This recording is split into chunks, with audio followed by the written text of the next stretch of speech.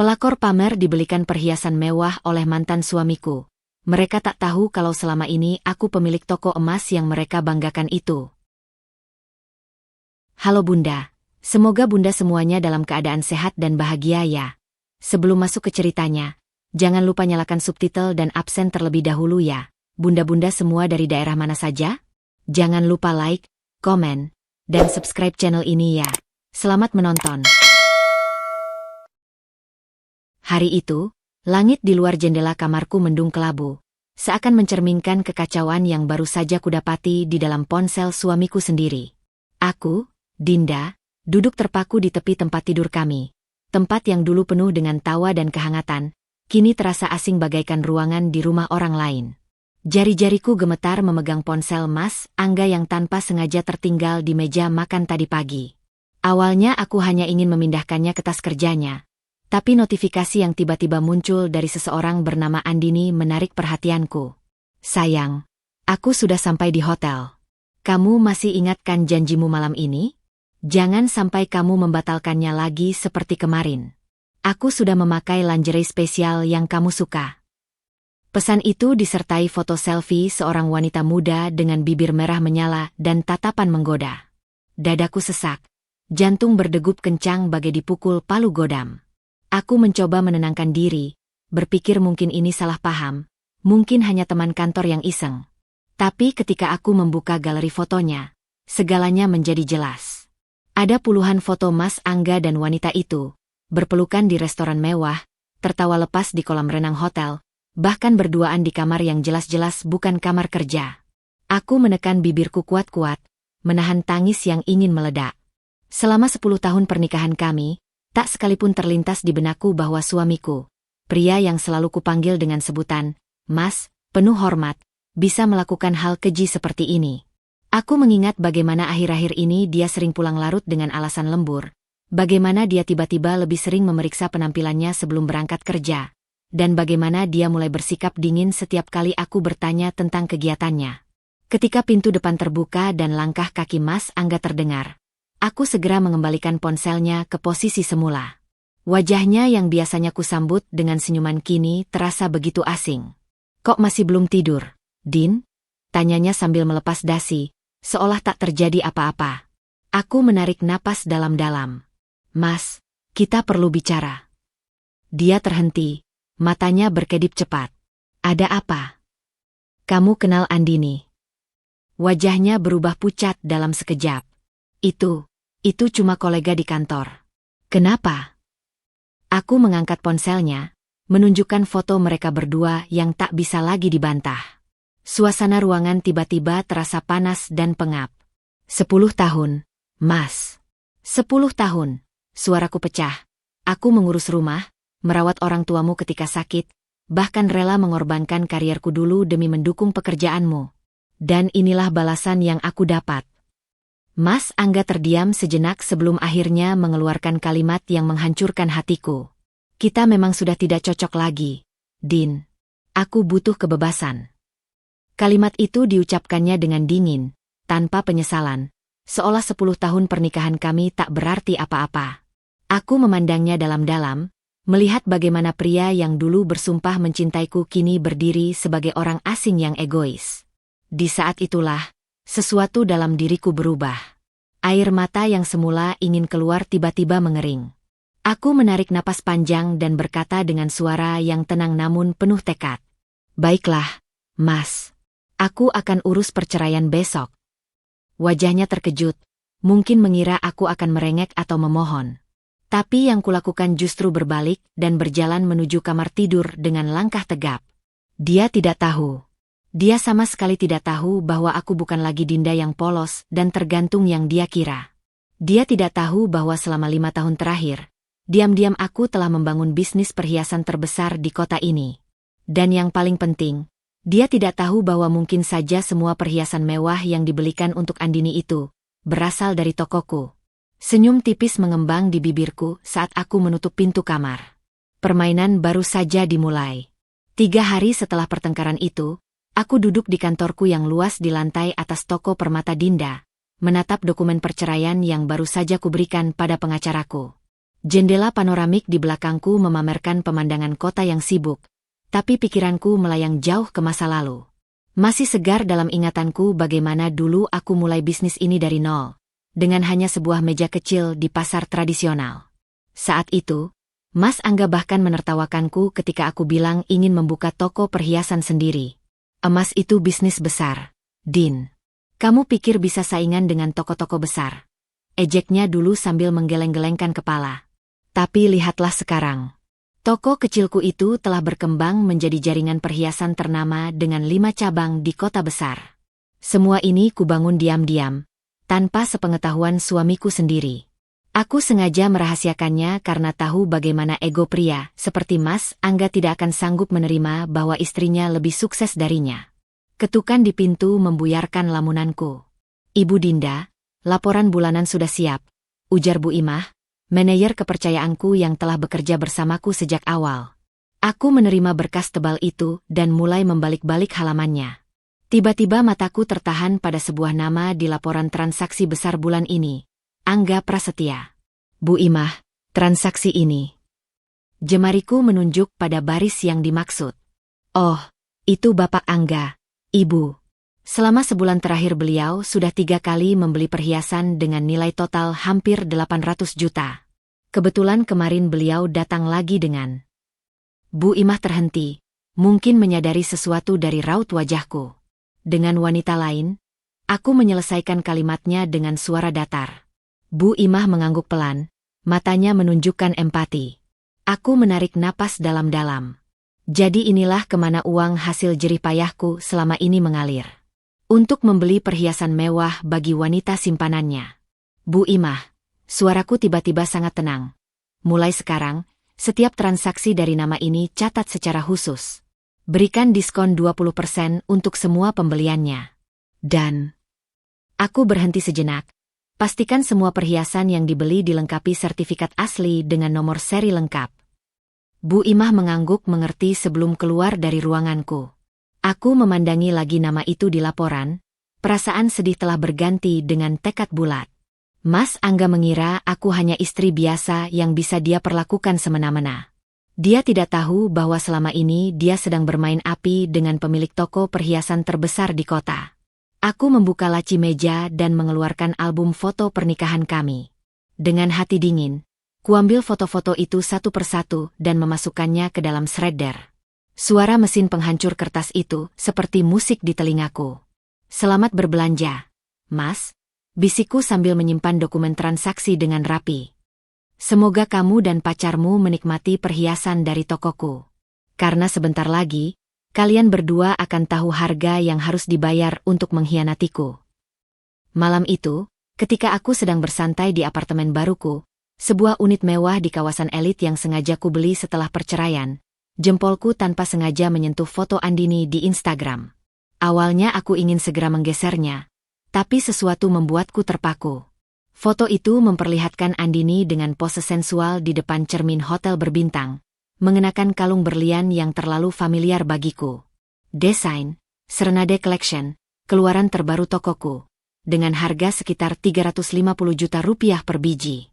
Kupelototi captionnya dengan mata menyipit. "When he says you are worth every carat batu permata blessed diamond Sarya Girvis Angga Prasetya."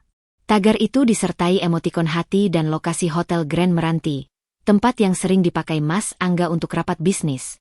Atau setidaknya, dulu itu alasan yang selalu diberikannya padaku ketika pulang larut malam. Aku menghela napas panjang, melemparkan ponsel ke sofa. Tapi beberapa detik kemudian, aku mengambilnya kembali. Aku harus melihat lebih jauh. Dengan jari yang dingin, kubuka satu persatu unggahan Andini selama sebulan terakhir. Ada foto gelang emas dengan liontin inisial A di pergelangan tangan mungilnya. Early anniversary gift from my love memberikan ciuman spolet roten. Aku mengenali itu sebagai desain custom dari koleksi Infinity yang baru saja diluncurkan bulan lalu.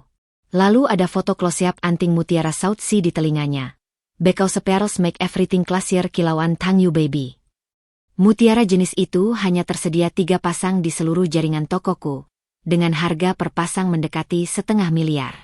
Yang paling menyakitkan adalah foto mereka berdua di restoran mewah, Dengan Andini memamerkan cincin berlian besar di jari manisnya. When he puts a ring on it, cincin almost with material. Cincin itu persis seperti yang pernah kulihat di katalog bulanan tokoku. Desain, Eternity, seharga 700 juta. Setiap unggahan seperti pisau belati yang ditusuk-tusukkan perlahan ke hatiku. Bukan karena aku masih mencintai Mas Angga. Tidak, perasaanku padanya sudah mati sejak detik dia memilih untuk mengkhianati kami. Tapi karena betapa mudahnya dia membuang-buang uang untuk wanita yang merusak rumah tangga kami. Sementara dulu dia selalu mengeluh tentang biaya sekolah anak atau tagihan rumah sakit ibuku.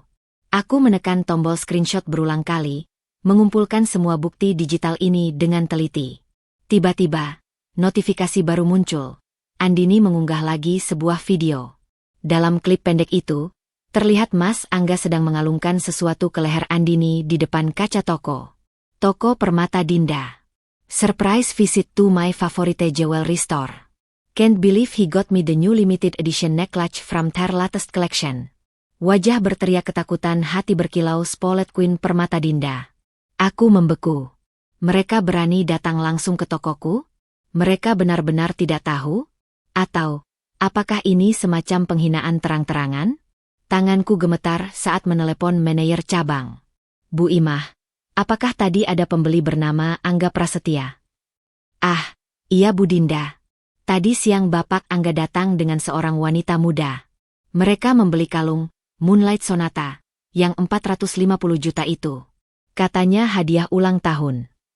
Suara Bu Imah berhenti sejenak. Maaf, Ibu, apakah saya seharusnya?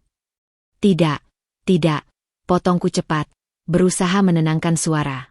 Kamu sudah melakukan yang benar. Catat saja seperti biasa. Setelah menutup telepon, aku berdiri di depan jendela apartemen, memandang lampu-lampu kota yang berkelap-kelip. Di luar sana, Mas Angga dan Andini mungkin sedang bersenang-senang, mabuk kepayang dalam kemewahan yang mereka pikir akan bertahan selamanya. Mereka tidak tahu. Mereka sama sekali tidak tahu bahwa setiap perhiasan yang dibeli Mas Angga memiliki nomor seri khusus yang tercatat rapi di database kami. Mereka tidak tahu bahwa kebijakan pengembalian barang di Permata Dinda memiliki klausul khusus yang kubuat sendiri.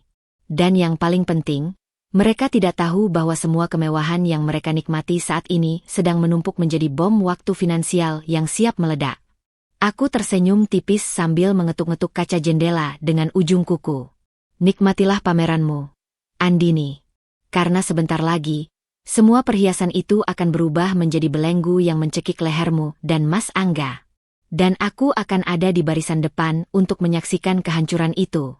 Pagi itu, cahaya matahari menyelinap melalui tirai jendela kantorku di lantai atas Permata Dinda, menerangi dokumen-dokumen yang berserakan di meja kerjaku. Laporan keuangan triwulan terakhir terbuka di layar laptop, menunjukkan angka-angka yang terus menanjak. Omzet meningkat 35% dibandingkan periode sebelumnya. Bisnisku berkembang pesat, tapi pikiranku justru tertuju pada satu nama yang muncul di laporan transaksi khusus, Angga Prasetya. Aku memutar kursi menghadap jendela, menatap gedung-gedung tinggi kota yang berdiri kokoh di kejauhan. 5 tahun lalu, aku memulai bisnis ini dari nol, dengan hanya sebuah meja kecil di Pasar Senen. Saat itu, Mas Angga bahkan menertawakanku ketika aku bilang ingin membuka toko perhiasan sendiri. Kamu pikir bisa saingan dengan toko-toko besar, Din? Emas itu bisnis laki-laki, ujarnya dulu sambil menggeleng. Tapi sekarang, lihatlah, tokoku telah menjadi salah satu yang terbesar di kota, sementara Mas Angga justru menghamburkan uangnya untuk wanita lain. Ketukan di pintu membuyarkan lamunanku. Ibu Dinda, ada waktu sebentar. Suara Bu Imah dari balik pintu. Masuk, jawabku singkat. Bu Imah masuk dengan beberapa dokumen di tangan. Ini laporan transaksi Bapak Angga selama sebulan terakhir. Seperti yang Ibu minta, kami berikan diskon 20% untuk semua pembeliannya. Aku mengambil dokumen itu dan membacanya perlahan. Dalam sebulan terakhir, Mas Angga telah menghabiskan hampir 1,7 miliar rupiah untuk membelikan Andini perhiasan dari tokoku. Gelang emas, kalung berlian, anting mutiara langka, semua barang limited edition dengan harga selangit. Dia membayar pakai apa? Tanyaku, menahan nada getir di suaraku. Kartu kredit, Bu. Tapi, Bu Imah ragu sejenak sebelum melanjutkan. Beberapa transaksi terakhir sudah mulai ditolak. Limit kartunya sepertinya hampir penuh. Aku menyimpan dokumen itu dengan tenang. Tapi di dalam dada, jantungku berdegup kencang. Ini persis seperti yang kuharapkan. Bu Imah, mulai sekarang, untuk setiap transaksi dari nama Angga Prasetya, berikan diskon lebih besar, 30%. Tapi pastikan semua pembeliannya tetap tercatat dengan nomor seri lengkap. Dan aku berhenti sejenak.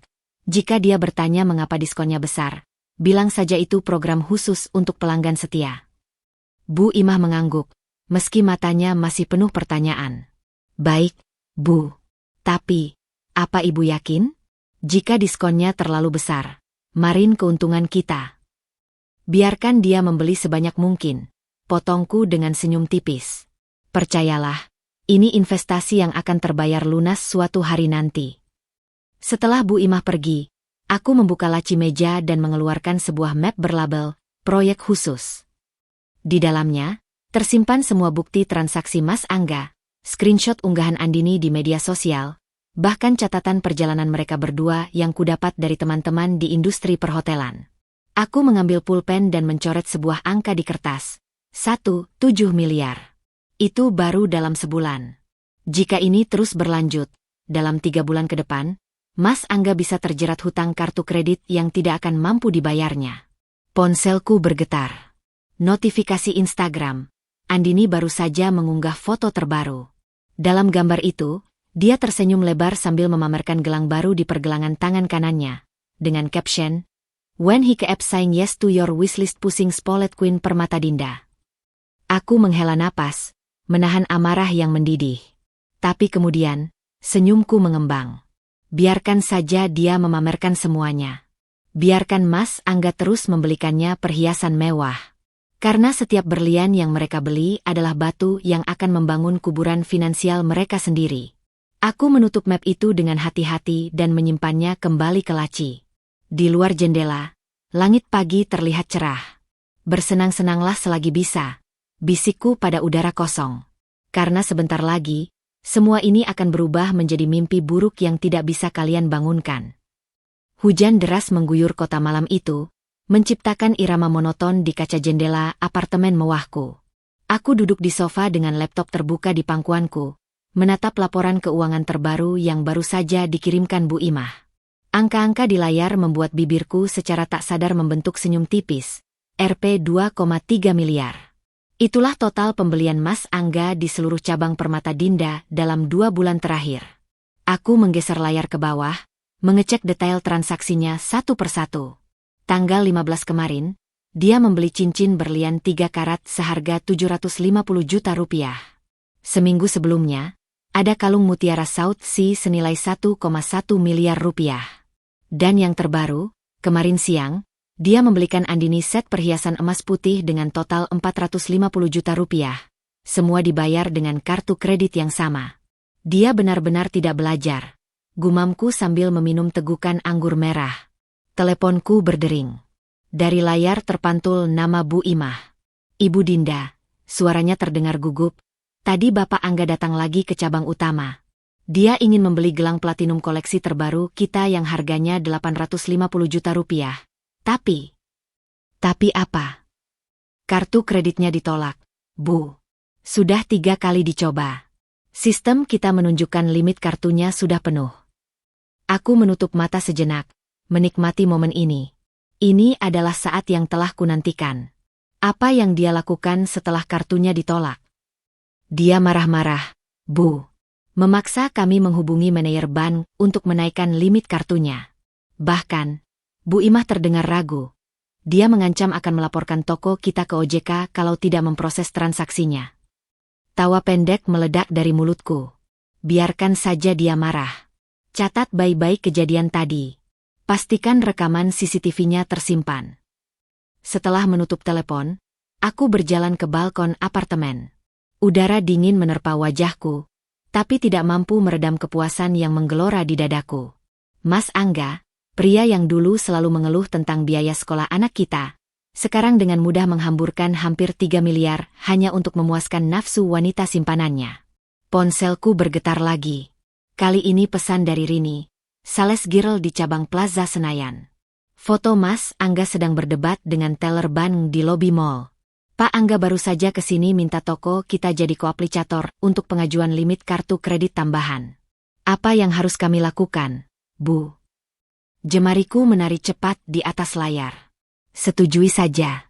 Berikan persetujuan tertulis dari pihak toko. Tapi pastikan semua dokumen lengkap dengan tanda tangannya. Aku tahu persis apa yang sedang terjadi.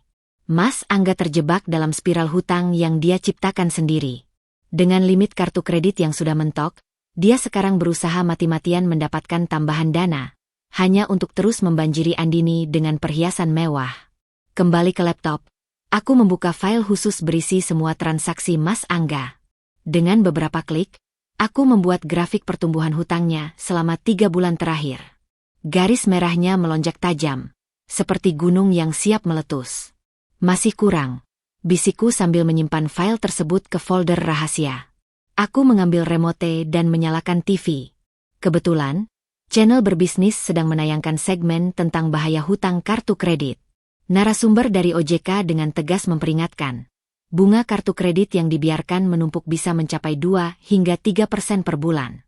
Dalam setahun, nominalnya bisa membengkak hingga 40% dari pokok hutang. Anggur di gelasku tiba-tiba terasa lebih manis. Aku membuka Instagram, langsung menuju akun Andini. Seperti biasa, feed-nya penuh dengan foto-foto pamer perhiasan terbaru.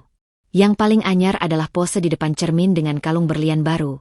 Captionnya, "Love it when he says, you deserve it the best, kilauan diamonds are forever permata Dinda." Jempolku dengan cepat menekan tombol screenshot. Foto ini akan menjadi koleksi ke-48 dalam folder buktiku. Di meja kerja, printer mulai bergerak mengeluarkan dokumen, laporan lengkap transaksi Mas Angga beserta proyeksi pembayaran minimum kartu kreditnya jika hanya membayar 10% dari total hutang setiap bulan. Angkanya mencengangkan.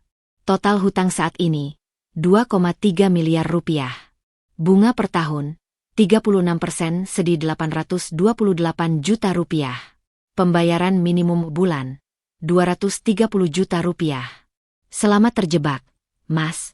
Bisikku sambil menyimpan dokumen itu ke dalam map tebal berlabel, Karma. Hujan di luar semakin deras, tapi di dalam hatiku justru terasa cerah. Setiap tetes air yang menghantam jendela seakan menyanyikan lagu indah tentang kehancuran yang sedang menanti mantan suamiku. Aku tahu, ini baru permulaan. Minggu pagi yang cerah itu, aku sengaja memilih untuk berkunjung ke cabang Permata Dinda di Mall Grand Indonesia. Biasanya sebagai pemilik, aku jarang muncul langsung di toko. Tapi hari ini adalah hari istimewa. Menurut laporan Bu Imah, Andini sudah 3 kali datang ke cabang ini dalam seminggu terakhir. Selalu di hari Sabtu atau Minggu pagi, jam 11 tepat ketika toko baru saja buka. "Selamat pagi, Ibu Dinda," sapa Rara, sales girl andalanku dengan senyum lebar saat aku masuk dari pintu belakang. "Semua sudah disiapkan sesuai permintaan Ibu." Aku mengangguk sambil menata kerudung yang sengaja kupakai hari ini. Dia sudah datang. Belum, tapi biasanya tepat pukul 11. Hari ini dia janji mau melihat koleksi terbaru kita yang limited edition. Aku menyipitkan mata. Koleksi limited edition yang dimaksud adalah rangkaian Imperial Ruby, dengan harga mulai dari 1,2 miliar per item, desain khusus yang sengaja kubuat sebagai umpan. Perfect. Bisikku sambil menuju ruang observasi di balik cermin 2 arah yang mengarah ke lantai penjualan. Dari sini, aku bisa melihat seluruh area toko tanpa terlihat. Tepat pukul 11.05, bel pintu berbunyi. Andini masuk dengan gaya khasnya, kaki jenjang terbungkus celana kulit ketat, tas Hermes terbaru di siku, dan tentu saja, lapisan perhiasan permata Dinda yang berkilauan di sekujur tubuhnya. "Rara sayang," sapa Andini dengan suara melengking yang membuat gendang telingaku bergetar. "Aku datang seperti janjiku. Koleksi Imperial Ruby-nya sudah sampai, kan?" Rara tersenyum profesional. "Sudah, Mbak Andini. Kami sengaja menyimpannya khusus untuk Anda." Aku memperhatikan setiap gerakan Andini dari balik cermin. Wanita itu berjalan dengan sikap seolah seluruh toko adalah miliknya. Matanya berbinar saat Rara mengeluarkan kotak perhiasan berlapis bludru hitam yang berisi set ruby dan berlian senilai 3,5 miliar. Pak Angga sudah bilang aku boleh memilih satu dari koleksi ini, kata Andini bangga sambil mencoba kalung ruby yang bahkan belum sempat dipajang di etalase. Tapi aku masih bingung antara yang merah atau yang biru sapphire. Dari balik cermin, aku menarik napas dalam-dalam.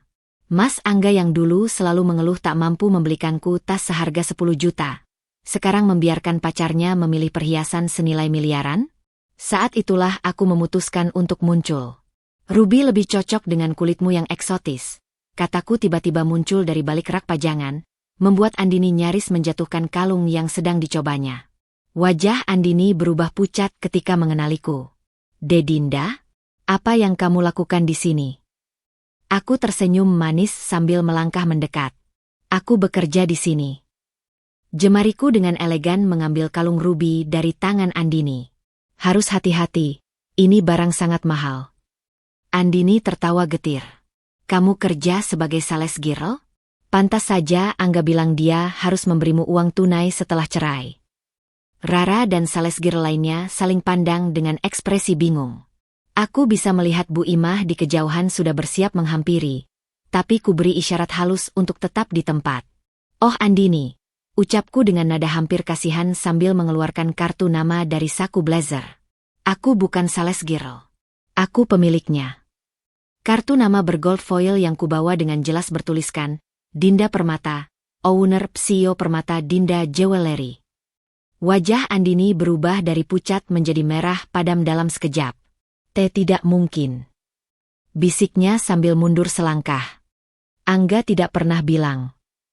Mas Angga tidak tahu, potongku dengan suara tenang.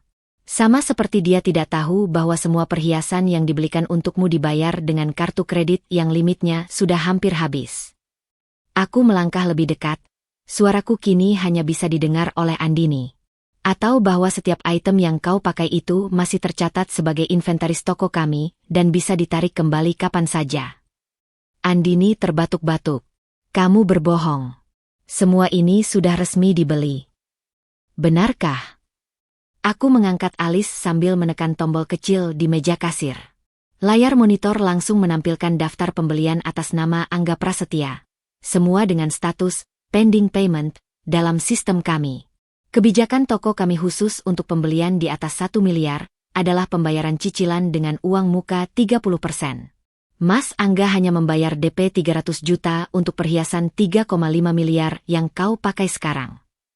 Aku menunjuk ke kalung ruby di lehernya. Artinya, ini masih milik kami. Andini mulai terlihat panik. Tangannya meraih ponsel. Aku akan telepon Angga sekarang juga. Dia akan... Silakan, potongku sambil tersenyum.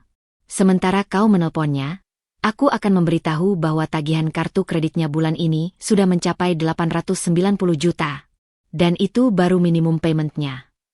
Ketika Andini berdiri terpaku seperti patung, aku berpaling ke Rara. Tolong bungkus kembali koleksi Imperial Rubinya. Tampaknya Mbak Andini butuh waktu untuk berpikir. Sebelum pergi, aku masih sempat berbisik ke telinga Andini yang sudah pucat pasi. Selamat menikmati perhiasan, hadiah, dari Mas Angga, sayang. Tunggu sampai dia tahu kau hanya menyukainya karena uangnya. Langkahku ringan saat meninggalkan toko. Di luar, matahari bersinar terik, tapi tidak sepanas kepuasan yang membakar di dadaku. Ini baru babak pertama dari rencanaku. Dan seperti permata yang membutuhkan tekanan untuk menjadi indah, aku akan memastikan Mas Angga dan Andini merasakan setiap tekanan itu sampai mereka hancur berkeping-keping. Pukul 3.47 dini hari, aku terbangun oleh dering telepon yang tak henti-hentinya. Layar ponsel menyala dengan nama yang sudah kukenal terlalu baik. Bank Mandiri, Priority Banking. Aku menggeser tombol menerima panggilan, suara kepala cabang bank terdengar tegang di seberang sana. Ibu Dinda, maaf mengganggu di jam seperti ini. Tapi ada situasi urgent terkait kartu kredit Bapak Angga Prasetya. Aku duduk di tempat tidur, rasa kantuk langsung hilang. Apa yang terjadi? Beliau sudah 3 hari berturut-turut mencoba melakukan transaksi besar di toko ibu, tapi selalu ditolak sistem. Malam ini, Beliau menghubungi call center kami dan mengancam akan melaporkan bank ke OJK jika kami tidak menaikkan limit kartunya. Aku menghela napas panjang. Mas Angga semakin terdesak. Berapa limit kartunya sekarang? Rp 3,2 miliar, Ibu. Dan sudah terpakai 98%. Kemarin beliau meminta kenaikan menjadi 5 miliar rupiah. Senyum tipis mengembang di bibirku. Setujui saja permintaannya. Suara di seberang terdengar terkejut. Tapi Ibu, dengan profil keuangan Bapak Angga saat ini. Saya tahu risikonya. Potongku. Lakukan saja. Dan pastikan semua persetujuannya tercatat resmi. Setelah menutup telepon, aku berjalan ke balkon apartemen. Kota Jakarta di bawah masih diselimuti kegelapan. Hanya diterangi lampu-lampu gedung pencakar langit. Di kejauhan, aku bisa melihat arah apartemen mewah tempat Mas Angga dan Andini sekarang tinggal bersama.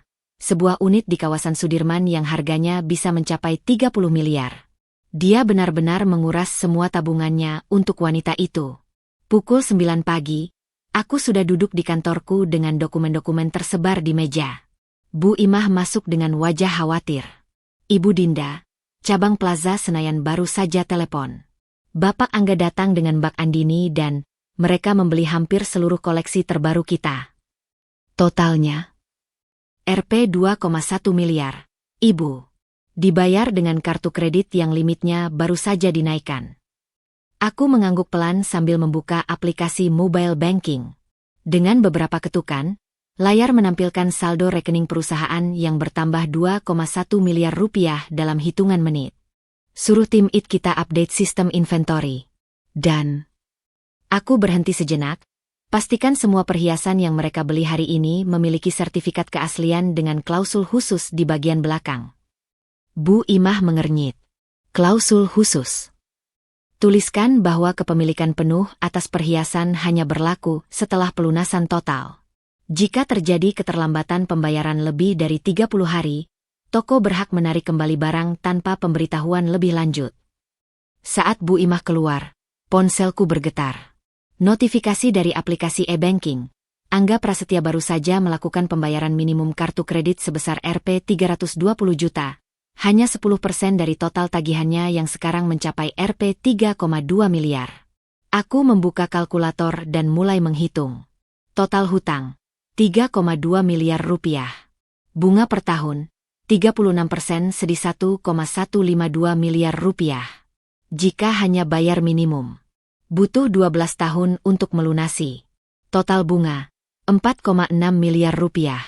Angka-angka itu membuatku tersenyum pahit.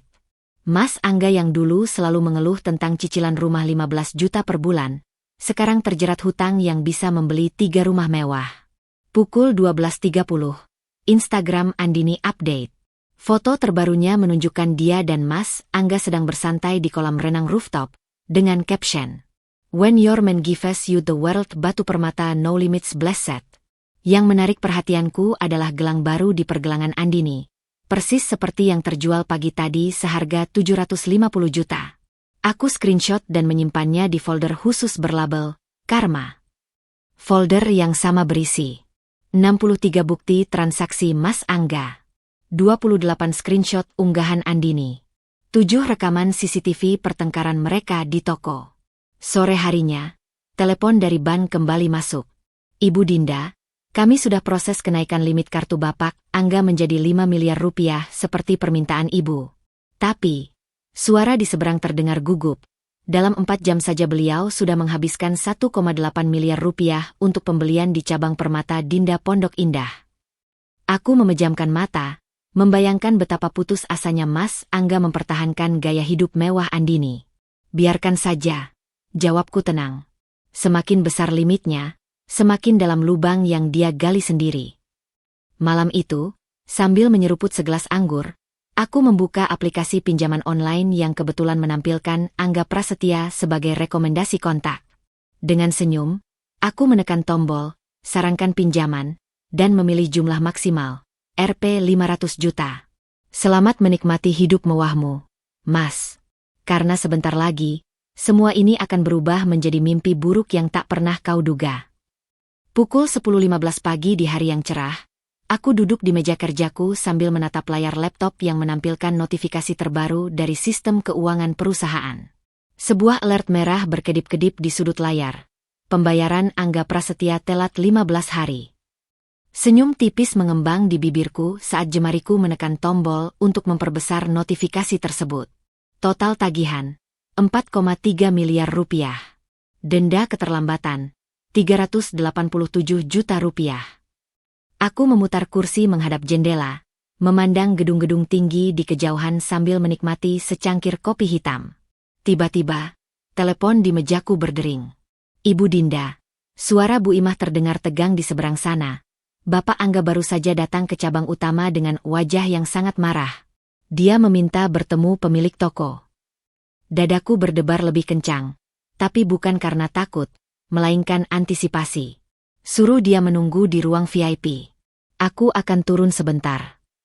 Aku sengaja mengenakan blazer hitam dengan bros permata koleksi pribadiku. Sebuah mahakarya berlian 5 karat yang harganya melebihi semua perhiasan yang pernah dibeli Mas Angga untuk Andini. Dengan langkah percaya diri, aku menuju lift yang akan membawaku ke lantai dasar. Saat pintu ruang VIP terbuka, pemandangan yang menyambutku cukup dramatis. Mas Angga berdiri di dekat jendela dengan wajah memerah, sementara Andini duduk di sofa dengan tas Hermesnya erat tergenggam. Yang paling menarik perhatianku adalah semua perhiasan permata Dinda yang masih melekat di tubuh Andini. Kalung, gelang, anting, bahkan cincin. Dinda. Mas Angga berbalik, matanya membelalak saat menyadari kehadiranku. Apa yang kau lakukan di sini? Aku tersenyum dingin sambil melangkah mendekat. Seharusnya aku yang bertanya. Mas, apa yang bisa kami bantu untuk Anda hari ini? Andini langsung melompat dari tempat duduknya. Kamu yang berada di balik semua ini. Aku berpura-pura tidak mengerti. Semua apa, Mbak Andini? Jangan pura-pura bodoh. Teriak Mas Angga, wajahnya semakin merah. Aku baru saja mendapat telepon dari bank bahwa semua perhiasan yang kubeli di sini ternyata masih menjadi jaminan hutang. Mereka bilang toko ini yang melaporkannya. Aku mengangkat alis, berpura-pura terkejut. Oh, tentu saja. Itu adalah kebijakan standar kami untuk pembelian di atas 1 miliar dengan cicilan. Bukankah tim finance kami sudah menjelaskan klausulnya saat Mas membeli? Mas Angga menggebrak meja. Tidak ada yang menjelaskan apapun. Aku pikir ini pembelian langsung.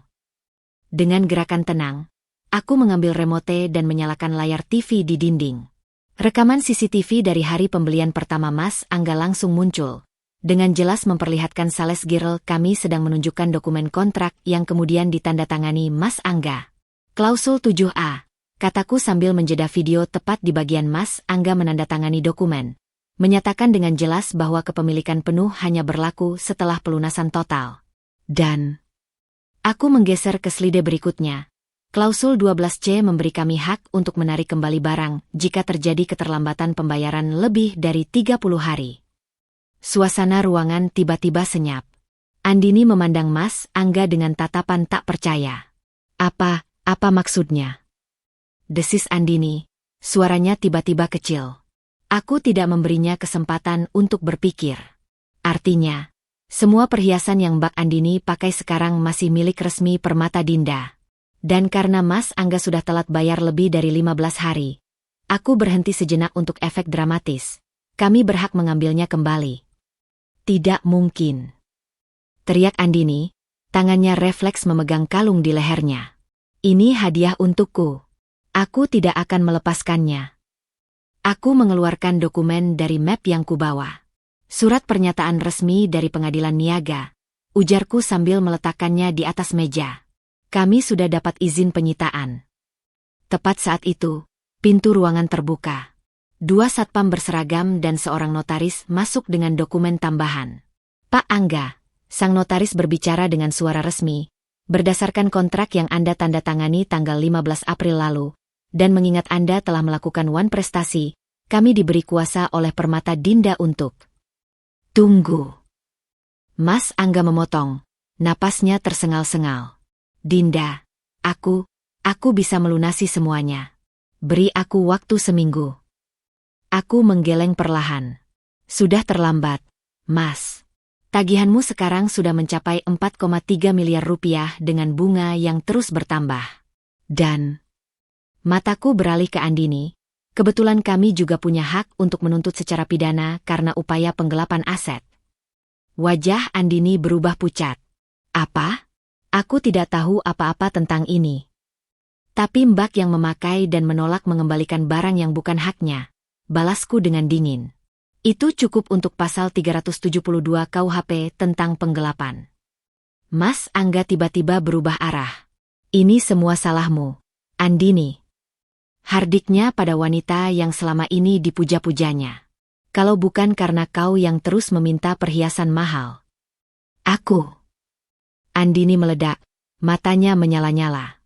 Kau yang sok kaya dan pura-pura bisa memberiku hidup mewah. Aku bahkan tidak tahu kau membayar semua ini dengan hutang. Aku menyaksikan pertengkaran mereka dengan perasaan campur aduk. Sedikit puas, sedikit muak. Dengan gerakan tangan, aku memberi isyarat pada satpam untuk mendekat. Mohon maaf mengganggu, kataku dengan sopan tapi tegas.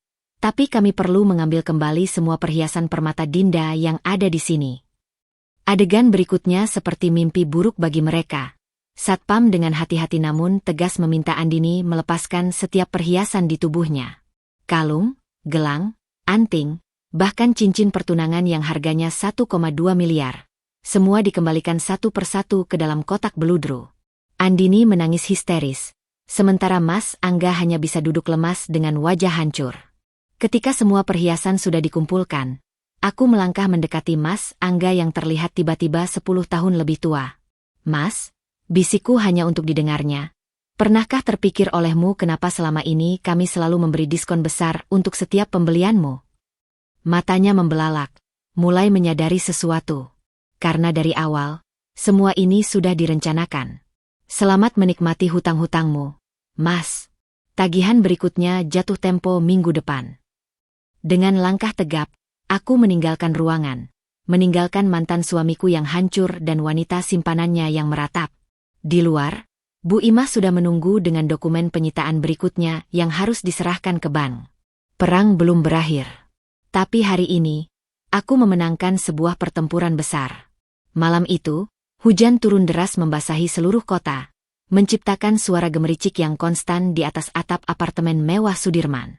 Di dalam unit lantai 48, suasana justru lebih dingin daripada udara di luar. Jadi kau bilang semua perhiasan itu tidak benar-benar milik kita? Teriak Andini, suaranya melengking hingga nyaris memecahkan gendang telinga. Mas Angga duduk di sofa kulit putih mahalnya. Wajahnya tertanam di antara kedua telapak tangan. Aku tidak tahu ada klausul itu. Mereka tidak menjelaskan. Bodoh. Kau menandatangani kontrak tanpa membacanya. Andini melemparkan bantal sofa ke arahnya. Sekarang aku tidak punya apa-apa lagi. Bahkan cincin pertunangan itu. Cincin pertunangan. Mas Angga tiba-tiba mengangkat kepala. Matanya merah. Kau pikir kita masih akan menikah setelah semua ini? Lihat keadaan kita sekarang. Tangannya menunjuk ke sekeliling ruangan. Tagihan-tagihan yang menumpuk di meja, pemberitahuan dari bank yang belum dibuka, dan kotak-kotak perhiasan kosong dari permata Dinda yang berserakan di lantai. Andini mendekat dengan langkah mengancam. Jangan kau lupakan janjimu. Aku sudah meninggalkan pekerjaanku, reputasiku. Reputasimu. Mas Angga meledak, bangkit dari duduknya dengan wajah yang berubah merah padam. Kau pikir aku tidak tahu kalau kau hanya menginginkanku karena uangku? Setiap hari hanya, aku mau ini, aku mau itu. Bahkan sekarang pun, yang kau pikirkan hanya perhiasan-perhiasan itu, bukan keadaan keuanganku yang hancur. Terdengar suara ponsel bergetar di atas meja. Andini cepat-cepat mengambilnya. Matanya berbinar saat melihat notifikasi dari bank. Ini, kartu kredit platinummu baru saja aktif lagi. Jangan sentuh itu. Mas Angga merebut ponsel itu dengan kasar dan melemparkannya ke dinding hingga layarnya pecah. Limitnya sudah habis. Bahkan lebih dari limit. Kau tahu berapa total hutang kita sekarang? 5,3 miliar. Dengan bunga yang terus bertambah setiap hari. Andini mundur selangkah, wajahnya pucat. Tapi kita masih punya apartemen ini. Apartemen ini masih KPR 15 tahun. Raung Mas Angga. Dan cicilannya 45 juta per bulan. Dengan gajiku yang sekarang, mana mungkin. Tiba-tiba telepon rumah berdering. Mas Angga mengangkatnya dengan gerakan kasar. Ya. Suara di seberang terdengar resmi. Pak Angga Prasetya? Ini dari bagian kredit Bank Mandiri. Mengingat tunggakan pembayaran kartu kredit yang sudah melebihi 60 hari, kami terpaksa akan melakukan penyitaan terhadap. Tunggu. Beri aku waktu lagi. Maaf Pak, ini sudah keputusan pusat. Besok tim kami akan datang untuk. Mas Angga menutup telepon dengan keras. Tubuhnya gemetar, keringat dingin mengalir di pelipisnya. Andini yang menyaksikan adegan itu tiba-tiba berubah sikap. Sayang, dia mencoba merayu, mendekat dengan langkah hati-hati. Kita bisa cari jalan keluar bersama. Bersama. Mas Angga tertawa pahit. Kau pikir aku masih percaya omong kosongmu? Aku tahu kau sudah menghubungi Richard dari Departemen Keuangan itu. Aku lihat pesan-pesan mesramu. Wajah Andini berubah. Kau memata-matiku. Aku yang memata-matai. Mas Angga menarik napas dalam-dalam, mencoba menenangkan diri. Sudah selesai, Andini. Keluar dari sini. Sekarang juga. Keluar? Ini juga rumahku. Suratnya atas namaku. Sekarang pergi. Andini berdiri diam beberapa saat sebelum tiba-tiba berlari ke kamar tidur. Mas Angga mendengar suara lemari dibanting. Laci-laci dibuka dengan kasar. Beberapa menit kemudian, Andini keluar dengan tas besar berisi pakaian dan barang-barangnya. Kau akan menyesal melepasku, desisnya dengan mata berlinang. Aku satu-satunya orang yang mau menerimamu setelah istrimu yang sempurna itu meninggalkanmu. Mas Angga tidak menjawab. Dia hanya membalikkan badan, menatap hujan di luar jendela yang semakin deras. Saat pintu depan dibanting tertutup, dia meraih botol whisky di meja dan menenggaknya langsung dari botol. Matanya jatuh pada foto pernikahannya dengan Dinda yang masih tersimpan di rak buku. Foto yang tidak sengaja terlewat saat Andini membersihkan semua kenangan tentang mantan istrinya. Di bagian bawah foto, tertulis kalimat yang dulu dia ucapkan saat ijab kabul. Aku akan selalu menjagamu, baik dalam kekurangan maupun kelebihan. Tapi sekarang, yang tersisa hanya kelebihan hutang dan kekurangan moral. Botol whisky jatuh dari tangannya, menumpahkan isinya ke karpet putih mahal yang kini bernoda kecoklatan. Di luar, hujan terus turun seolah menyembunyikan air mata yang akhirnya jatuh di pipi Mas Angga. Sementara itu, di lantai dasar apartemen, Andini berdiri di bawah guyuran hujan dengan ponsel basah di tangannya. Dengan jari yang gemetar, dia menekan nomor yang sudah dihapus dari kontak tapi tidak pernah benar-benar hilang dari ingatannya. Richard, direktur keuangan di perusahaan tempatnya dulu bekerja. Richard? Ini Andini. Aku butuh tempat tinggal sementara. Suara di seberang terdengar dingin. Maaf Andini, kabarmu sudah tersebar. Tidak ada yang mau berurusan dengan gold digger yang merusak rumah tangga orang. Sambungan terputus sebelum Andini sempat menjawab. Di kejauhan, neon sign permata Dinda berkedip-kedip di tengah rintik hujan, seolah menertawakan nasib kedua insan yang terjebak dalam permainan mereka sendiri. Pagi itu, sinar mentari masuk melalui jendela kantorku di lantai tertinggi permata Dinda Tower, menerangi dokumen-dokumen hukum yang baru saja dikirimkan oleh tim pengacara perusahaan. Aku menarik napas dalam-dalam sambil menatap kop surat resmi dari Pengadilan Niaga Jakarta. Putusan Sela nomor 127 PDT Sus PHKI 2023 yang memberikan kami hak penyitaan atas seluruh aset Angga Prasetya sebagai jaminan hutang yang belum dilunasi. Telepon di meja berdering. Ibu Dinda, Bapak Hendrawan dari Bank Mandiri sudah menunggu di ruang rapat. Lapor sekretarisku. Aku akan segera turun. Dengan langkah pasti, aku menuju lift sambil memeriksa dokumen terakhir di tabletku. Data terbaru menunjukkan total hutang Mas Angga yang sudah membengkak menjadi Rp 6,2 miliar, termasuk bunga dan denda keterlambatan. Angka itu membuat bibirku tak tahan untuk tidak menyunggingkan senyum tipis. Di ruang rapat lantai 25, 3 orang eksekutif bank sudah duduk rapi. Ibu Dinda, Bapak Hendrawan langsung berdiri. Kami sudah memproses permintaan Ibu untuk eksekusi jaminan. Namun ada sedikit kendala. Kendala apa? Aset properti Bapak Angga, apartemen di Sudirman Tower dan rumah di Pondok Indah, masih dalam proses KPR. Nilai likuidasinya tidak akan cukup untuk menutup hutang. Aku menggeser dokumen ke arahnya. Itu sebabnya saya meminta penyitaan terhadap saham-sahamnya di PT Primakarya sebanyak 2,5 juta lembar. Berdasarkan laporan keuangan terakhir mereka, nilai saham itu sekitar 7,8 miliar rupiah. Mata Bapak Hendrawan berbinar. Ibu benar-benar melakukan pekerjaan rumah dengan baik. Selalu, jawabku singkat sambil menyerahkan flash drive berisi seluruh bukti transaksi. Ini semua dokumentasi pembelian perhiasan oleh Bapak Angga di jaringan kami selama 6 bulan terakhir. Semua transaksi dilakukan dengan kartu kredit yang limitnya sudah over. Pertemuan berlangsung selama 2 jam. Ketika akhirnya kami menyetujui jadwal eksekusi, rasa lega yang aneh menyelimutiku. Ini bukan lagi tentang balas dendam, ini tentang keadilan. Pukul 13.00. Aku menerima telepon tak terduga dari nomor yang sudah lama tidak muncul di layar ponselku. Dinda, ini aku. Suara Mas Angga terdengar parau, jauh berbeda dari nada percaya diri yang biasa ia pakai. Apa yang bisa saya bantu, Mas? Sapaku dingin, sengaja menggunakan bahasa formal. Aku tahu kau berada di balik semua ini. Tolong, Din, kita bisa bicara baik-baik. Maaf, Mas. Potongku tegas, tidak ada yang perlu dibicarakan. Tim hukum saya sudah mengurus semuanya sesuai prosedur. Tapi aku bisa kehilangan segalanya. Teriaknya tiba-tiba. Seperti saya kehilangan suami dan rumah tangga saya dulu. Suaraku tetap tenang meski jantung berdegup kencang. Bedanya, Mas sendiri yang memilih untuk menghancurkan semuanya. Saya hanya memastikan Anda menanggung konsekuensinya. Diam panjang di seberang sana. Lalu suara lemah yang nyaris tidak terdengar. Aku menyesal, Din. Sungguh. Aku menutup mata, membiarkan kesunyian berlangsung beberapa saat sebelum akhirnya berkata. Penyesalan datang terlalu terlambat, Mas. Tim bank akan datang besok untuk proses penyitaan.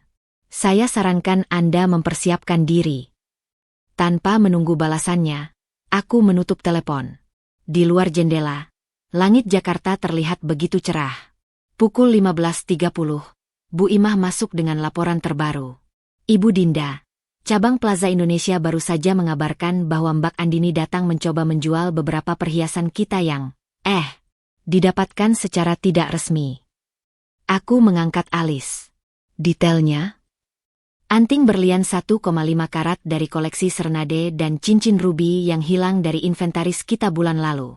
Tapi saat diminta sertifikat kepemilikan, dia panik dan langsung pergi. Suruh keamanan kita laporkan ke polisi. Perintahku tanpa ragu. Sertakan rekaman CCTV dan dokumen kepemilikan kita. Bu Imah mengangguk lalu berbisik.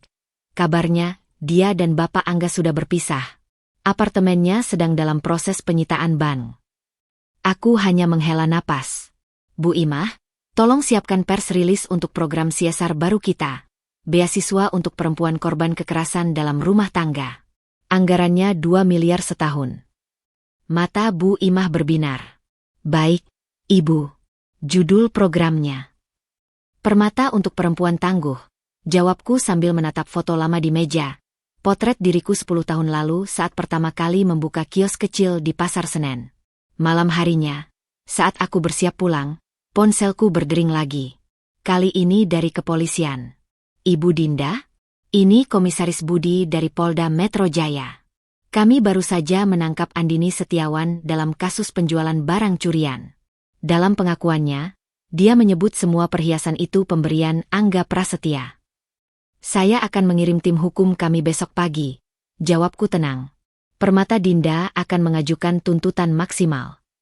Saat menutup pintu kantor, mataku tertarik pada headline di TV lobby. Direktur PT Primakarya dicopot dari jabatan setelah sahamnya disita bank. Foto Mas Angga yang terlihat compang-camping terpampang jelas di layar. Di lift turun, aku mengirim pesan kepada pengacaraku. Proses cerai gugat sudah bisa dimulai. Saya ingin klausul pembagian harta yang adil untuk anak-anak kita. Ketika lift sampai di lantai dasar, aku melangkah keluar dengan kepala tegak. Udara Jakarta yang biasanya terasa pengap malam itu terasa begitu segar. Aku bukan lagi Dinda yang ditinggalkan. Aku adalah Dinda Permata, pemilik jaringan perhiasan termegah di ibu kota. Dan hidupku baru saja memasuki babak yang paling indah. Di sudut lain kota, seorang pria setengah baya duduk termenung di ruang kosong apartemen yang hampir disita, menatap foto keluarga yang dulu sempurna, kini retak di pinggirannya, tepat di bagian di mana mantan istrinya dipotong dari gambar. Sementara di tahanan polisi, seorang wanita cantik dengan riasan lusuh terisak-isak menyadari bahwa semua perhiasan mewah yang pernah dipakainya tak lebih dari ilusi, seperti kehidupan glamor yang tiba-tiba lenyap bagai permata palsu yang kehilangan kilaunya. Karma memang bekerja dengan caranya yang sempurna. Pukul 6.30 pagi, teleponku berdering membuyarkan kesunyian apartemen. Suara Komisaris Budi dari Polda Metro Jaya terdengar tegas di seberang sana. Ibu Dinda, kami memerlukan keterangan Anda terkait kasus Andini Setiawan. Barang bukti yang disita termasuk beberapa perhiasan permata Dinda dengan nomor seri cocok dengan laporan Anda. Aku membelalakan mata yang masih mengantuk. Dia sudah mengakui. Setelah pemeriksaan semalaman, akhirnya mengaku. Tapi klaim semua itu hadiah dari Angga Prasetya. Air wajahku langsung segar. Saya akan ke sana dalam 1 jam. Selubung kabut pagi masih menyelimuti jalanan Jakarta ketika mobilku berhenti di depan Polda Metro Jaya. Ruang penyidik terasa pengap dengan aroma kopi kental dan keringat. Di balik terali besi, Andini terlihat seperti bayangan dari wanita sombong yang dulu kukenal. Riasannya lusuh, mata bengkak, dan tangan gemetar memegang segelas air mineral. Kamu. Dia melotot saat melihatku masuk. Ini semua ulahmu. Kau yang mengatur segalanya. Komisaris Budi mengangkat tangan. Tenang, Bu. Ibu Dinda di sini sebagai korban pencurian. Aku duduk dengan tenang, membuka tas kulit berisi dokumen. Komisaris, ini laporan lengkap kami tentang 14 item perhiasan yang hilang dalam 3 bulan terakhir. Semua ada nomor seri dan foto. Saat dokumen diperlihatkan ke Andini, wajahnya berubah pucat. Itu semua hadiah untukku. Aku tidak mencuri. Menarik, ujarku sambil mengeluarkan flash disk. Di dalam ini ada rekaman CCTV toko kami tanggal 12 November lalu. Tampak jelas Anda menyelipkan cincin berlian ke tas saat sales girl sedang tidak melihat. Andini tercekat. Bibirnya gemetar sebelum akhirnya meledak dalam isakan. Aku butuh uang. Angga sudah tidak punya apa-apa lagi. Bahkan apartemennya. Dia kabur. Tanyaku tajam. Komisaris mengangguk. Sejak kemarin tidak bisa dihubungi. Diduga melarikan diri keluar kota. Aku menarik napas panjang. Untuk kasus ini, Permata Dinda akan mengajukan tuntutan maksimal. Nilai barang yang dicuri mencapai 2,3 miliar. 2,3 miliar. Andini menjerit. Tidak mungkin. Angga bilang itu semua sudah lunas. Dengan gerakan lambat, aku mengeluarkan dokumen terakhir. Laporan bank dengan cap resmi. Tagihan kartu kredit Mas Angga sampai kemarin. 6,7 miliar. Dan aku menatapnya tajam. Semua perhiasan yang diberikan padamu ternyata masih tercatat sebagai inventaris kami karena pembayarannya tidak pernah lunas. Andini terkulai di kursinya seperti boneka kain. Aku tidak tahu. Tahu atau tidak, Komisaris Budi bersuara tegas. Anda tetap melanggar pasal 362 KUHP tentang pencurian. Hukumannya bisa sampai 5 tahun penjara. Tangisan histeris Andini memenuhi ruangan. Dinda, tolong. Aku punya orang tua yang harus aku tanggung. Aku berdiri, merapikan blazer. Dulu saat kau tidur dengan suamiku, kau tidak memikirkan ada istri dan anak-anak yang kau hancurkan. Pintu ruang pemeriksaan tertutup perlahan, memutus teriakan Andini yang memohon ampun. Di luar, sinar matahari pagi menyengat wajahku. Pukul 13.00, konferensi pers digelar di lobi Permata Dinda Tower. Puluhan wartawan memadati ruangan saat aku menyampaikan pernyataan resmi. Atas nama Permata Dinda, kami mengapresiasi kinerja kepolisian. Kasus ini menjadi pelajaran berharga tentang pentingnya transparansi dalam bisnis perhiasan. Seorang reporter mengacungkan tangan. Benarkah pelaku adalah wanita yang selama ini memamerkan perhiasan dari mantan suami ibu? Senyumku tetap profesional. Saya fokus pada bisnis, bukan kehidupan pribadi. Tapi ya, ini bukti bahwa kemewahan palsu selalu berujung kehancuran. Petang harinya, di ruang kerjaku yang sunyi, aku menerima paket khusus, 14 item perhiasan yang berhasil disita dari Andini. Seorang detektif swasta juga mengirimkan laporan. Angga Prasetya tertangkap kamera di terminal bus Pulau Gebang, mencoba kabur ke Surabaya dengan uang terakhirnya. Kami sudah memberitahu debt collector bank. Aku menyimpan laporan itu sambil menatap foto anak-anak di meja. Besok adalah hari berkunjung sesuai jadwal perwalian. Mereka pantas melihat ibunya yang kuat, bukan korban yang lemah. Telepon berdering. Kali ini dari pengacara perusahaan. Ibu, pengadilan menyetujui permohonan pemblokiran aset Angga Prasetya. Semua rekening dan properti yang tersisa akan disita. Bagus, jawabku singkat sebelum menutup telepon. Di jendela, langit Jakarta mulai memerah dihiasi senja. Hari ini, karma telah bekerja dengan sempurna. Besok, hidup baru benar-benar dimulai. Dan untuk pertama kalinya sejak perceraian, aku tersenyum lepas tanpa beban. Pagi itu, kabut tipis masih menyelimuti kawasan Sudirman ketika aku tiba di kantor lebih awal dari biasanya. Di meja kerjaku sudah menunggu setumpuk dokumen segel dari pengadilan dan laporan terbaru dari detektif swasta yang kuperkerjakan. Aku membuka amplop coklat tebal itu dengan hati-hati, dan selembar foto jatuh ke atas meja. Gambar Mas Angga yang kuyu, duduk di bangku terminal bus Pulau Gebang dengan koper usang di sampingnya. Wajahnya yang dulu selalu tampan kini terlihat 10 tahun lebih tua, dengan lingkaran hitam tebal di bawah mata dan janggut yang tidak terurus. Target mencoba melarikan diri ke Surabaya menggunakan identitas palsu, bunyi laporan detektif itu. Ditemukan sedang tidur di bangku terminal dengan sisa uang 1,2 juta rupiah di dompet. Kartu identitas dan ponsel sudah disita debt collector dari Bank Mandiri. Aku menyimpan foto itu ke dalam map khusus sambil menarik napas panjang. 15 tahun lalu, pria dalam foto itu adalah cinta pertamaku, orang yang bersumpah akan memberikan dunia. Sekarang, dia bahkan tidak punya uang untuk tiket bus kelas eksekutif. Teleponku berdering. Ibu Dinda, suara Bu Imah terdengar gugup. Ada wartawan dari majalah Finance ingin mewawancarai ibu terkait kasus penyelewengan dana di PT Primakarya. Katanya, Bapak Angga terlibat. Aku mengernyitkan dahi. Jadwalkan besok jam 10. Dan siapkan laporan keuangan kita yang terbaru untuk perbandingan. Baru saja aku menutup telepon, ponselku bergetar lagi. Pesan dari Rini, sales girl di cabang Plaza Senayan. Foto Andini masuk ke toko kita dengan wajah tertutup sunglasses. Bu, waktu itu Mbak Andini datang mau jual jam Rolexnya. Tapi pas kita cek, ternyata palsu. Aku menggelengkan kepala. Ironi memang terlalu pahit. Wanita yang dulu memamerkan kemewahan sekarang berusaha menjual barang palsu untuk bertahan hidup. Pukul 11.00, rapat direksi bulanan berlangsung tegang. Ibu Dinda, Direktur Keuangan membuka presentasinya. Berkat exposure kasus ini, penjualan koleksi terbaru kita melonjak 40%. Tapi ada masalah. Masalah apa? Bapak Angga ternyata punya 3 kartu kredit lain atas nama PT Primakarya. Total hutangnya mencapai 9,8 miliar.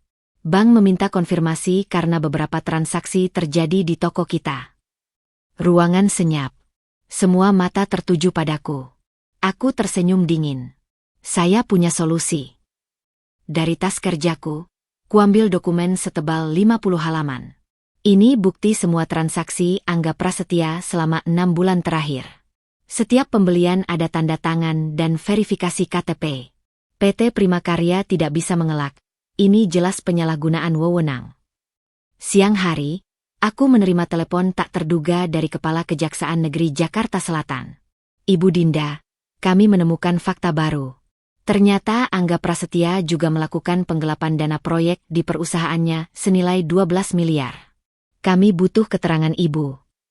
Saya siap membantu, jawabku tegas. Begitu telepon berakhir, aku segera menghubungi pengacara perusahaan. Buatkan pernyataan resmi bahwa Permata Dinda tidak terlibat dan siap bekerja sama dengan penyidik. Petang hari, saat aku bersiap pulang, Bu Imah masuk dengan wajah berseri. Ibu, lihat berita di TV. Di layar televisi di lobi kantor, reporter sedang melaporkan. Mantan Direktur PT Primakarya, Angga Prasetya, resmi ditetapkan sebagai tersangka dalam kasus penggelapan dana perusahaan dan pemalsuan dokumen. Pria yang kini berstatus buron ini diduga telah melarikan diri ke luar pulau. Gambar yang ditampilkan adalah foto mantan suamiku dengan tulisan, "Dicari," besar-besaran di bawahnya. Aku menatap layar dengan perasaan campur aduk. Ini bukan lagi tentang balas dendam, ini tentang keadilan yang akhirnya ditegakkan. Malam itu, di apartemen mewahku yang baru, aku berdiri di balkon sambil menikmati pemandangan gemerlap kota Jakarta. Ponsel di tanganku menampilkan pesan terakhir dari pengacaraku. Pengadilan menyetujui permohonan cerai gugat Anda. Hak asuh anak 100% untuk Ibu. Semua aset sudah dibersihkan dari klaim pihak lain. Angin malam berhembus lembut, membawa serta kenangan masa lalu yang sudah tidak lagi menyakitkan. Di kejauhan, lampu-lampu kota berkelap-kelip seperti permata yang berserakan, indah, berharga, dan kini sepenuhnya berada dalam genggamanku. Aku mungkin kehilangan seorang suami, tapi menemukan kembali diriku yang sebenarnya. Sementara di suatu tempat, seorang pria dengan wajah yang dulu sangat kukenal kini bersembunyi dalam ketakutan, dikejar hutang, hukum, dan karma yang tidak pernah ia duga akan datang begitu cepat. Dan untuk wanita bernama Andini, penjara menjadi tempat terakhir untuk merenungkan semua kesombongan dan keserakahannya. Karma memang tidak pernah salah alamat. Pagi itu, langit Jakarta terlihat begitu biru tanpa awan, seolah alam semesta sendiri sedang merayakan hari penting ini. Aku berdiri di depan cermin panjang di kamar tidur, menata kerudung hijau toska yang cocok dengan setelan pantsuit warna gading. Hari ini adalah hari persidangan pertama gugatan cerai dan penyelesaian sengketa aset antara aku dan Mas Angga. Ibu, mobil sudah siap di depan, lapor asisten rumah tanggaku dari balik pintu. Dengan tarikan napas dalam, aku mengamati diriku sekali lagi di cermin. Dinda Permata, 35 tahun. CEO jaringan perhiasan ternama, calon janda, dan yang paling penting, seorang survivor. Pengadilan Agung Jakarta Selatan dipadati wartawan ketika aku tiba. Blitz kamera menyorot wajahku ketika aku melangkah mantap menuju pintu masuk, ditemani oleh tim hukumku yang terdiri dari 3 pengacara terbaik di ibu kota. Ibu Dinda, apa komentar Ibu tentang kabar buronnya mantan suami Ibu? Teriak seorang reporter. Aku hanya tersenyum tipis tanpa menjawab. Biarlah hukum yang berbicara hari ini. Di dalam ruang sidang yang megah, suasana tegang langsung terasa. Kursi tergugat masih kosong, tanda jelas bahwa Mas Angga tetap menjadi buron. Di sebelah kiriku, Bu Imah duduk dengan laporan keuangan tebal di pangkuannya. Di sebelah kanan, pengacaraku sedang memeriksa dokumen terakhir. Sidang pembacaan gugatan cerai antara Dinda Permata dan Angga Prasetya, saya nyatakan dibuka. Hakim membuka persidangan dengan suara berat. Selama 2 jam berikutnya, tim hukumku memaparkan bukti demi bukti. 1. Transaksi kartu kredit senilai 9,8 miliar yang digunakan Mas Angga untuk membeli perhiasan bagi Andini. 2. Dokumen penggelapan dana perusahaan dari PT Primakarya. 3. Rekaman CCTV saat Mas Angga melakukan kekerasan verbal terhadapku di toko perhiasan. 4. Bukti perselingkuhan berupa foto dan pesan mesra dengan Andini. Ketika hakim meminta pembelaan dari pihak tergugat, pengacara yang mewakili Mas Angga, seorang pria parubaya dengan kacamata tebal, hanya bisa menggeleng. Yang mulia, klien kami tidak dapat hadir dan memberikan keterangan karena dia terbatuk-batuk, kondisi kesehatan yang tidak memungkinkan. Hakim mengetuk palu. Pengadilan menolak alasan tersebut. Bukti-bukti yang diajukan penggugat sangat kuat. Saya beri waktu 30 menit untuk pihak tergugat menyiapkan pembelaan. Di ruang tunggu, ponselku bergetar. Sebuah pesan dari detektif swasta. Foto Mas Angga bersembunyi di gudang kosong di kawasan Cikarang. Target dalam kondisi sakit. Diduga terkena tipes. Debt collector terus memburunya. Aku menyimpan ponsel dengan perasaan aneh. Dulu, aku mungkin akan langsung berlari merawatnya. Sekarang, biarlah dia merasakan konsekuensi dari semua pilihannya. Pukul 13.00, sidang dilanjutkan. Kali ini, kejutan besar terjadi. Andini hadir sebagai saksi. Wanita itu terlihat sangat berbeda dari sosok glamor yang dulu kukenal. Tanpa riasan tebal, dengan baju sederhana dan rambut diikat sembarangan, dia melangkah gugup ke depan. Saya bersedia memberikan keterangan. Suaranya gemetar. Angga Prasetya memang sengaja menggelapkan uang perusahaan untuk membeli perhiasan. Dia bilang itu investasi yang bisa dijual kembali saat butuh. Pengacara Mas Angga langsung protes. Yang mulia, saksi tidak bisa dipercaya karena sedang dalam proses hukum kasus pencurian. Tapi kerusakan sudah terjadi. Andini bahkan menunjukkan bukti transfer dari rekening perusahaan ke rekening pribadi Mas Angga. Pukul 15.30, hakim akhirnya membacakan putusan sela. 1. Permohonan cerai dikabulkan. 2. Hak asuh anak sepenuhnya untuk Dinda Permata. 3. Pembekuan seluruh aset Angga Prasetya. 4. Pengalihan hak milik 3 properti kepada penggugat. 5. Ganti rugi material senilai 5 miliar rupiah. Sorak-sorai pecah dari tim hukumku. Aku sendiri duduk diam, menahan air mata yang tiba-tiba memenuhi mata. Ini bukan kemenangan. Ini penutup dari babak menyakitkan dalam hidupku. Malam harinya, di tengah perayaan kecil bersama tim hukum di apartemenku, telepon tak terduga masuk. Suara lelah di seberang membuatku membeku. Dinda, aku tahu aku tidak pantas menelepon. Mas Angga. Suaranya parau. Terdengar sakit. Aku butuh pertolongan. Aku sakit. Din, debt collector kemana-mana mencariku. Aku menutup mata, merasakan ribuan emosi berlomba dalam dada. Dulu, suaraku akhirnya pecah. Kamu juga tidak memberi aku pertolongan saat aku butuh seorang suami. Diam panjang di seberang. Lalu suara lemah. Aku menyesal. Din. Aku benar-benar menyesal. Penyesalanmu datang 6 bulan terlalu lambat. Mas, jawabku sambil menatap foto anak-anak di meja. Tapi sebagai ibu dari anak-anakmu, aku akan mengurus pengobatanmu. Itu saja. Begitu telepon berakhir, aku langsung menelepon pengacaraku. Tolong uruskan Mas Angga dibawa ke rumah sakit. Biayai pengobatannya. Tapi, suaraku tegas, pastikan proses hukum tetap berjalan. Di balkon apartemen, ku minum anggur sambil memandang gemerlap kota Jakarta. Hari ini, aku resmi menjadi seorang wanita merdeka. Besok, hidup baru yang sepenuhnya untuk anak-anak dan bisnisku akan dimulai. Sementara di suatu tempat, seorang pria yang dulu kucintai terbaring lemah di kamar rumah sakit, dikepung debt collector, masalah hukum, dan penyesalan yang mungkin akan menyiksanya seumur hidup.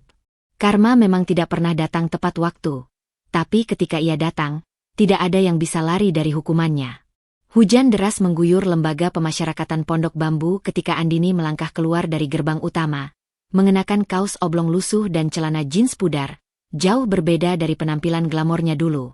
Setelah 3 bulan menjalani hukuman percobaan atas kasus pencurian perhiasan, akhirnya dia bebas.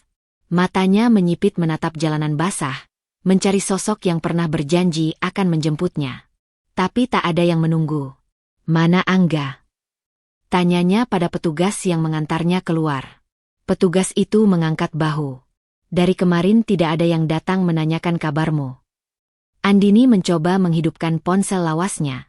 Hadiah dari pemerintah karena ponsel lamanya sudah disita untuk penyidikan. Jarinya gemetar menekan nomor yang dulu dihafalnya luar kepala. Nomor yang Anda hubungi tidak terdaftar. Dia mencoba lagi, dan lagi. Hasilnya sama. Dengan langkah gontai, Andini berjalan ke halte bus terdekat, menghindari genangan air di jalanan. Uang di dompetnya hanya cukup untuk naik angkot sampai terminal Kampung Melayu. Di dalam angkot yang lembab dan bau, Andini menyaksikan wajahnya yang pucat di refleksi jendela. Kulitnya yang dulu mulus sekarang dipenuhi jerawat akibat stres dan makanan penjara yang tidak sehat. Rambut panjangnya yang selalu dirawat dengan produk mahal kini kusam dan dipotong sebahu. Ini tidak mungkin terjadi, bisiknya pada diri sendiri. Dia pasti sedang sakit atau dalam kesulitan. Tapi di sudut hatinya, Andini tahu. Angga telah meninggalkannya, persis seperti cara dia meninggalkan Dinda dulu. 2 hari kemudian, setelah mengemis tumpangan dan tidur di rumah kosong teman lamanya yang masih mau menolong, Andini akhirnya berdiri di depan apartemen mewah tempat dulu dia dan Angga tinggal. Tapi yang menyambutnya adalah pemandangan yang membuat darahnya membeku. Pintu apartemen terbuka lebar. Di dalam, semua perabotan sudah lenyap. Hanya tersisa beberapa kotak kardus berisi barang-barang tak berguna. Seorang pria berkaos oblong sedang menempelkan stiker, "Dikosongkan, milik Ban," di dinding. "Apa yang terjadi di sini?" teriak Andini, suaranya nyaris histeris. Pria itu memandanginya dengan acuh. "Disita Ban. Pemiliknya gagal bayar kredit." "Tapi, barang-barang saya? Lemari pakaian saya? Perhiasan?" "Habis dilelang seminggu lalu," potong pria itu sambil melanjutkan pekerjaannya. "Coba tanya ke pengadilan kalau mau klaim." Andini merosot di lantai marmer yang dingin. Tiba-tiba dia menyadari, tanpa Angga, tanpa apartemen ini, tanpa perhiasan-perhiasan mahal itu, dia tidak punya apa-apa lagi.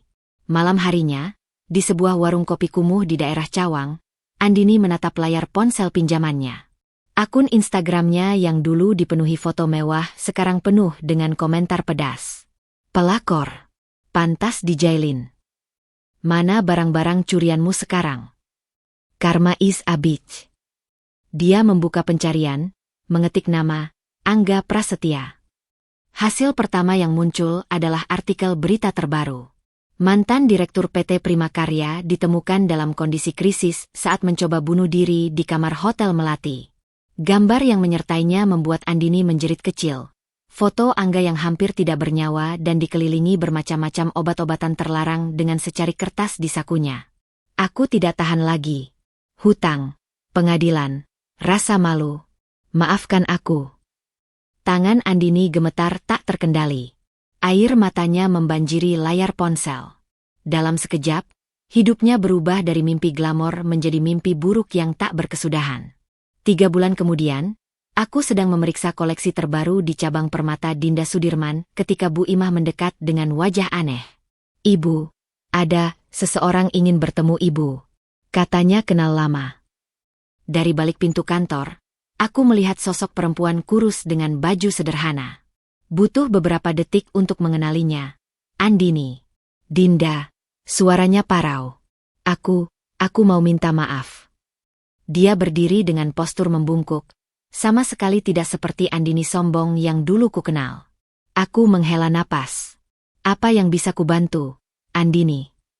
"Aku tidak punya pekerjaan, tidak punya tempat tinggal." Air mata mengalir di pipinya yang sekarang keriput. "Aku mohon, apakah aku bisa kerja di sini? Sebagai sales girl atau apapun." Aku memandangnya lama. Inilah wanita yang menghancurkan rumah tanggaku. Yang dengan bangga memamerkan perhiasan hasil perselingkuhannya. Yang dulu menertawakanku saat aku terpuruk. Tapi melihatnya sekarang, hancur, menyesal, tanpa harapan. Aku tiba-tiba merasa kasihan. "Kantor cabang kami di Bandung butuh asisten admin." Akhirnya ku ucapkan. "Gajinya tidak besar, tapi cukup untuk hidup sederhana. Kamu bisa mulai besok." Wajah Andini berubah. "Benarkah? Kamu mau membantuku?" Aku menganggak. "Ini bukan untukmu. Ini untuk anak-anakku, agar mereka tahu ibunya bisa memaafkan." Ketika Andini pergi dengan air mata bahagia, yang kali ini terasa tulus, aku kembali ke meja kerja. Di depannya ada foto anak-anakku yang tersenyum ceria. Aku mungkin tidak bisa memaafkan sepenuhnya, tapi setidaknya aku bisa melupakan dan melanjutkan hidup. Sementara di luar, hujan mulai turun lagi, membersihkan debu-debu masa lalu, menyirami jalanan untuk langkah baru yang lebih baik. Matahari pagi menyinari ruang rawat intensif Rumah Sakit Polri Kramat Jati, menembus tirai tipis yang mengelilingi tempat tidur nomor 7. Di balik selang infus dan monitor detak jantung, Seorang pria kurus dengan wajah tertutup sebagian oleh masker oksigen terbaring lemah. Mataku tak percaya ketika melihat sosok itu. Mas Angga, pria yang dulu gagah perkasa, kini hanya tinggal bayangan dari dirinya sendiri. Dokter, bagaimana kondisinya? Tanyaku pada pria berjas putih yang baru saja keluar dari ruangan. Dokter itu menghela napas. Ginjalnya sudah tidak berfungsi 60%. Ada gejala awal sirosis hati karena konsumsi alkohol berlebihan, plus infeksi paru-paru yang cukup serius. Dia memandangku penuh pertanyaan. Anda keluarganya? Saya mantan istrinya. Ibu dari anak-anaknya. Jawabku tegas. Dokter mengangguk paham. Dia butuh cuci darah rutin dan perawatan intensif. Tanpa itu, mungkin tidak akan bertahan lebih dari 6 bulan. Aku menatap Mas Angga melalui kaca jendela. Tubuhnya yang dulu tegap kini menyusut, kulit pucat kecoklatan terbaring tak berdaya. Tangannya yang dulu gemulai memegang tangan Andini, kini dipenuhi bekas suntikan dan luka. Dinda? Suara parau itu menyentak pikiranku ketika aku masuk ke ruangan. Matanya terbuka setengah, penuh keheranan melihat kehadiranku. Kamu benar-benar datang. Aku menarik kursi plastik mendekati tempat tidurnya. Anak-anakmu menanyakan kabarmu. Ujarku datar. Wajahnya berkerut seperti hendak menangis. Aku tidak pantas. Tidak, kau memang tidak pantas, potongku. Tapi mereka tetap anakmu. Dan aku tidak ingin mereka tumbuh dengan dendam. Monitor detak jantung berbunyi lebih kencang saat Mas Angga mencoba bangkit. Aku menyesal, Din. Aku benar-benar menyesal. Aku menghela napas, memandangi wajah yang dulu sangat kukenal itu. Apa yang kau pikirkan saat menghabiskan uang kita untuk perhiasan Andini? Saat kau meninggalkan anak-anakmu? Saat kau memilih untuk kabur daripada bertanggung jawab? Air mata mengalir di pipinya yang cekung. Aku tidak tahu segalanya akan berakhir seperti ini. Tentu tidak, jawabku dingin. Kau pikir bisa hidup mewah selamanya dengan uang hasil korupsi dan kartu kredit? Pikir wanita itu akan tetap bersamamu ketika kau jatuh miskin? Dia memalingkan wajah, tapi tidak bisa menyembunyikan isakannya yang menyayat. Aku bodoh, aku tahu sekarang. Di ruang tunggu, aku membuka dokumen dari pengacaraku. Laporan keuangan terbaru menunjukkan bahwa setelah penyitaan semua aset Mas Angga, masih ada hutang sebesar Rp 4,2 miliar yang belum terlunasi. Ibu serius akan membiayai pengobatannya? Tanya Bu Imah yang menemani. Aku mengangguk. Dia tetap ayah dari anak-anakku. Tapi, aku menunjuk dokumen di tanganku. Semua biaya akan dipotong dari bagian warisan anak-anak yang sekarang masih tertahan di pengadilan. Bu Imah mengangguk paham. Dan Andini? Kabarnya dia bekerja di cabang Bandung kita. Dia berhenti setelah 2 minggu. Jawabku sambil memeriksa email. Katanya tidak tahan diejek karyawan lain. Terakhir dengar, dia pulang ke kampung orang tuanya di Jawa Tengah. Malam harinya, di apartemenku yang hangat, aku memeluk erat kedua anakku yang sudah mulai tidur. Wajah mereka yang polos dan damai adalah alasanku tetap bertahan melewati semua ini. Ibu, kapan ayah bisa pulang? Tanya si bungsu tadi sore dengan mata berkaca-kaca. Aku membelai rambutnya yang halus. Ayah masih sangat sakit, sayang. Tapi ibu janji, kalian bisa menjenguknya minggu depan. Di meja kerja, dokumen persiapan IPO Permata Dinda terbuka lebar. Nilai perusahaanku sekarang ditaksir mencapai Rp 2,3 triliun. Ironis, di saat mantan suamiku jatuh miskin dan sakit, justru bisnis yang dulu diremehkannya menjadi sumber kebanggaanku. 2 minggu kemudian, di ruang fisioterapi rumah sakit, aku menyaksikan Mas Angga berjuang menggerakkan kakinya yang mulai lumpuh.